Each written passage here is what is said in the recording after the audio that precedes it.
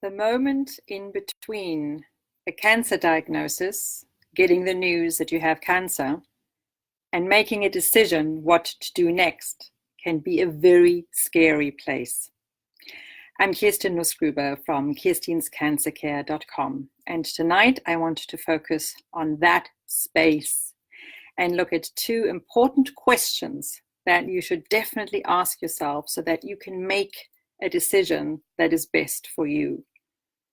Now, I'm speaking here wearing the practitioner hat, but I'm also speaking wearing the patient hat because I am both. And when you are the patient, it doesn't matter how rational you are. It doesn't matter how senior you are in your corporation, the role that you carry, how responsible you are, how successful you are. This is an emotional challenge that can floor anybody. And me as a practitioner too. I had a certain knowledge base already. It still floored me. So that little delicate space is what I want to focus on today and give you these two things that you can definitely ask. And then also let you know if you need more support, what that can look like for you. So let's focus on this phase. You've just been diagnosed with cancer and you need to figure out, what do I do next? Now, for most of us at that point, we go through a whole plethora of tests and doctor's appointments and consultations and second opinions, and we get bombarded with information, but also the emotional overwhelm, because that kicks in and your rational thought sometimes goes out the window at that time. And then there's also pressure to make a decision. We will look at conventional treatment options. And some of us will be brave enough to enter that territory of beyond conventional as well. What does that look like? Is there a possibility for me here? What are the different categories in there that I should be exploring or should stay away from? So a lot is happening at that point in time. And I'm going to take you back to a very basic question. And you're probably going to say, that is so basic, Kirstin, that's so obvious. But the question is, the number one question you should ask yourself is, where am I at on the cancer spectrum? What exactly is my cancer diagnosis? Now you're going to say, that's the first thing we hear. That's the first thing we find out. You have breast cancer, prostate cancer, ovarian cancer, lung cancer. It's the first thing you hear. Isn't it obvious? And I'm going to say, sure, that's the first piece of information we get. And then what? Very often we tune out whatever information comes after that, or we're not attuned to listening to the finer details.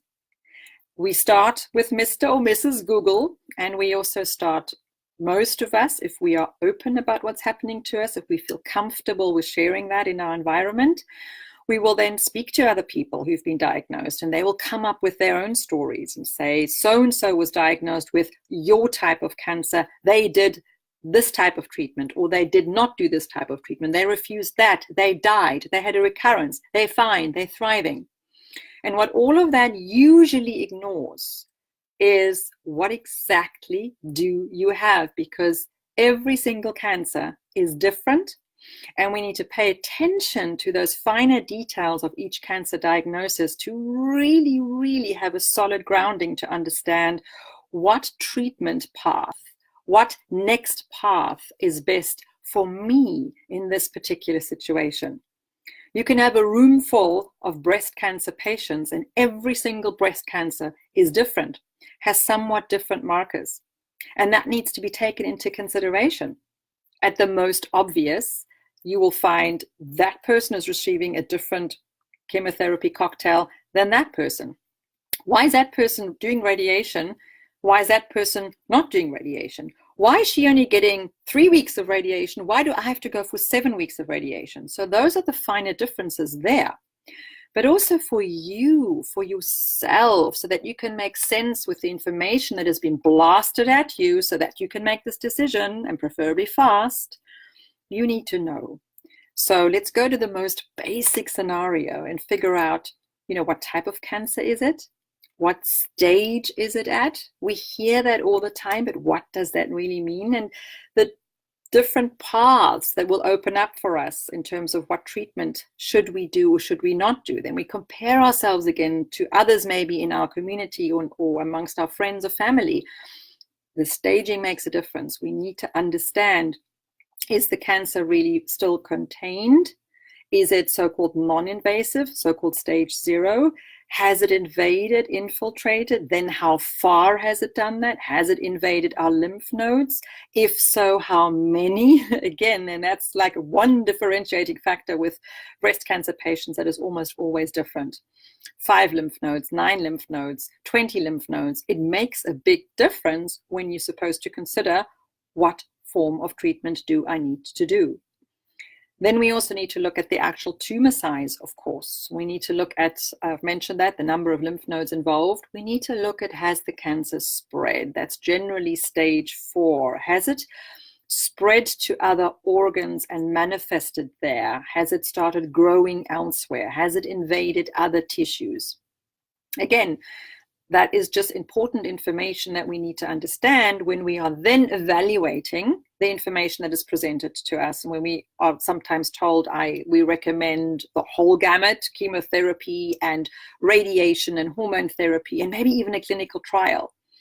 And you think, oh my God, is that really necessary? Again, let's figure out where on the cancer spectrum I'm at. What do my markers say? That information is crucial as well. What is my genetic predisposition also to receiving certain chemotherapy treatments as well? Will my cancer respond to certain treatments? And that's different for everybody involved. So just where on the cancer spectrum am I at is the most basic piece of information, the first piece of information that you're getting, but it's also for you to be able to make that informed decision. The most important piece of information to really look at in terms of details, especially when you start comparing yourself to others, which we all do. It's a very natural process. We want to hear, how has somebody else done? What type of treatment did they receive? How did they fare? What were the side effects? Why did you do that? We want to know that. And then we have all this information about all these people that we know that did these and these and these treatments, but we're ignoring that we need to focus on our particular situation, where we stand. So that's my number one question for you that is so, so, so important. And we often just kind of fly over it. It's kind of, we hear that information, then we skid on to the next level. And I'm going to say, pause, stop, pull you back, look at that. Use people around you that know what they're talking about to explain things to you, not just your oncologist as well. And that leads me to the second very important question that you need to ask yourself right at that moment, that in between space with you just being diagnosed with cancer and you having to decide what to do next. That second question is, what is my support system? And you're going to say, why do I need to know that now when I don't even know what type of treatment I'm getting? I don't even know what the path ahead entails. Well, I'm going to say, in order for you to make that decision, which path to take, because remember, you're an active player in this. You're not just a passive recipient. That's the worst that you can do for yourself, for your own self-worth, for your own body, for your own healing, is taking a backseat and saying to everyone, you tell me what to do and I'll just do it. We need to be proactive in determining this path of healing and recovery. And for us to make that decision as well, we kind of have to understand what is our support network. And by that, I don't just mean people that are going to bring me meals.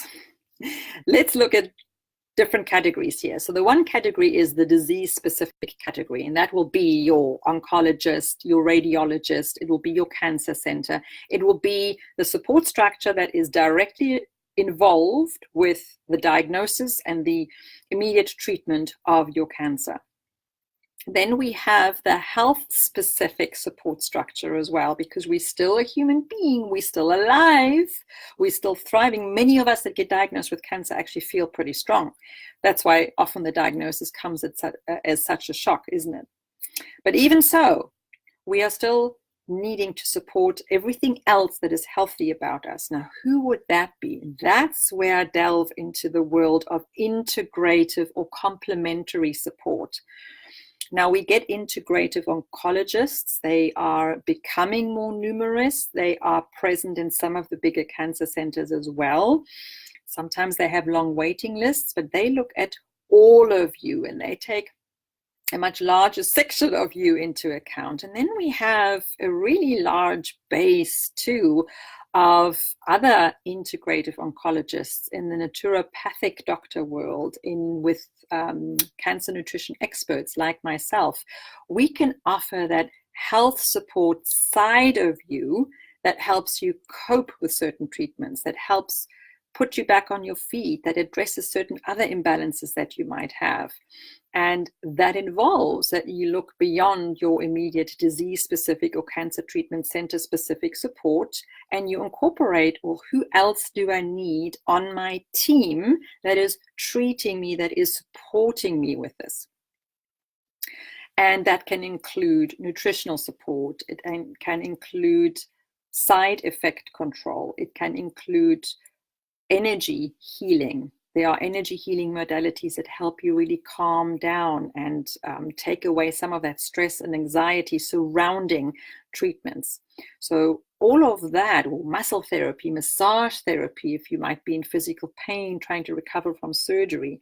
So those elements are then in the other category of non-disease specific and more body health supporting to consider. And then of course you have your friends and your family, and that category of support too. How supportive is the environment that you have at home? Because when you're going through cancer treatments, you will lead a very kind of regimented life. You will be expected to go have lots of appointments, go to treatments, and lead a life in which you are bound to timeframes. You are bound to possibly eating in a certain way. You're bound to sleeping in a certain way. There are lots of other little nuances that need to be considered when you are going through cancer treatment. So what is my support structure like at home? And that's probably the most obvious support that you're thinking of. Again, when we are deciding treatment course, and sometimes that involves we're looking at different opinions, we're looking at maybe different cancer centers, we're comparing different cancer centers that are not all necessarily close to us. That's an element that we need to consider. In my case, for example, when the last time I had cancer, and I had cancer twice, was I needed to consider a kind of one-stop shop cancer center that was integrated from the start, or go the more traditional way, and then I piecemeal my integrative support around that. And the reason why that was not a no-brainer for me was I understood what it meant to commit to this kind of treatment, and that one-stop shop cancer center for me was just too far away. It was going to be a huge schlep to get me there. I realized that I would probably need to be driven there on the days. So, you have to take that back step in your own independence and in being able to ask for help and accepting support and help and say, yes, please drive me, and not be this, I can do this, I can do it all. No, we need to take a step back and focus on healing and recovery. And that means that you are asking other people to do certain things for you. So it wasn't going to be practical for me to do it. And I was assured that I knew a lot myself, but I also had my own integrative support team lined up so that I could piece it together and deal with it that way. But that was an important decision in terms of support too, in terms of also which direction am I going to go? What support do I have? I had a husband that needed to go to work. He wouldn't be able to drive me all the time. I had younger children that I was trying to be as least disruptive to their school life as possible. So all those things need to be taken into consideration for me then to make the decision, this what next little phase. I'm not going to go to the one-stop shop, even though everything inside of me said, oh, wouldn't that just be nice to go there, everything there? No, I made the other decision, and that worked out for all of us because I had to consider what type of support do I have at home. And then, of course, the other support that you have is what type of emotional, spiritual support are you getting? We ignore that often, or we think we'll deal with that when we get there. And I want to tell you right at the start, when you're in this in-between space and you need to decide what do I do next, you need to think about this, be it spiritual, religious, be it emotional. You need to think about that element. What type of support do you have to see you through this? Because it's a very, very emotionally challenging time. And it's also a time to connect within. And it's tough when you are the patient and you are emotionally involved to the degree that you are. And you're also not 100% sure what comes up for you. You never know until you become the patient and you realize that can happen to me. So you need that type of support as well. So those two questions, even though they seem to be obvious and maybe disconnected, are vitally important for you to think about and come up with an answer that is best for you in order for you to make the decision, what next? So the first question was, where exactly am I on the cancer spectrum? What is my cancer diagnosis really? Where do I really fall in line? And understanding that that is different to almost anybody around you that will be shown to you, that raise their hand and say, I've been there, I did this, you shouldn't be doing that. Be wary and understand what your cancer diagnosis means. And then secondly, what type of support system are you going to be needing in terms of disease specific, directly related to your cancer, health specific, body specific, the surrounding support. And really, it's the only way to go. The disease specific only support, if we only focus on that, it's just not sufficient anymore. We suffer unnecessarily. There is a better way. There's a better way by combining the two, by understanding that they run parallel tracks and they can cross over as well. So the health, body specific, and that's where I fit in, of course, very, very important. Your family, friends, and people that can take you places, and of course then emotional and spiritual support. All those things need to be considered before you make this decision. What am I going to do next? And I have a free information source for you that takes this a lot further and in a lot more depth. I have a webinar, which is an information session for you, which is actually for free. I want you to just know that you have access to information that you can trust. It's called Start the Right Way After Cancer Diagnosis. And I look at 5 different things that you need to consider that you want to look at before you start this cancer recovery, cancer treatment, cancer healing journey. I'm going to post the link to that webinar. There's an information page first, and then you can click on to schedule it and to have access to that as well. I'm going to post that link after the Facebook Live in the comments section there. And I also, if you want to take it even one step further, I also have a self-guided program for you called First Steps to Take Control of Your Cancer Care, which is the same thing. It's meant to give you a head start. It focuses on nutrition, it focuses on emotional self-care, and it focuses on stress management as well. Those are very important pillars in this journey forward because you want to be in charge. That's why you're here listening to me, because you want to be proactive. You don't quite know how, you're overwhelmed, but you want to be proactive. So I've thought about that because I've been there too, and I would have really wanted to have this or access to this kind of support as well. A free of charge First Steps webinar, an informational session, Start the Right Way, and then also a program, a First Steps program if you're interested in taking it even a step further. And that is a self-guided program that you do on your own time. I'm present there through video information, and it takes you step by step through what you can do, building it up slowly. You have plenty of time to do it and go back to it. It's your resource. Once you're in, you have access to it ongoing and can always go back and redo a certain module. So I hope that you find some peace in this moment, and then realize when you make that decision, you surrender to it. It's the best that you can do to the best of your ability, and you move forward and you look forward, and it's onward and forward from there on. It's the only way, really. And I know if it affects you, I know you can do it. And if it's someone that you know, please share this, let them know. Maybe this is of help to them. Again, it's free of charge. So this Facebook Live here, as well as my webinar, maybe it gives them some support that they need, that they're looking for. So take care for now, and thank you for listening.